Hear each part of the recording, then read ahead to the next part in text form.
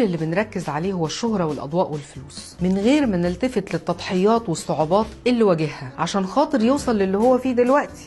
محمد صلاح، أو فخر العرب اللي وصل لحلم ونجومية كل شاب في العالم، وبقى رمز للكرة المصرية والعربية، فخر كل شاب عربي. ايه الأخبار؟ مش جايه النهارده اكلمكم عن محمد صلاح والكوره، رغم ان دلوقتي في ملايين بيهتفوا باسمه، بس هنتكلم عن شغف محمد صلاح اللي خلى واحد من جيله يوصل للعالميه ويعلي اسم مصر قدام العالم بايمانه ومثابرته. ليه ما يبقاش عندنا 100 مليون يثبتوا نفسهم زي محمد صلاح؟ نقدر نشوف شغف واصرار محمد صلاح على انه يبقى من ألمع نجوم العالم رغم كل الاحباط اللي بيشوفه من اصابات او كلام سلبي من حد بيحقد عليه. في الاخر اثبت انه عكس كده ونجح. اكيد حلم صلاح ما كانش للمجد اللي وصل له في اوروبا، بس عشان تعب وصدق ان حلمه كبير وصل ان مصر فيها ناس تنافس في كل المجالات.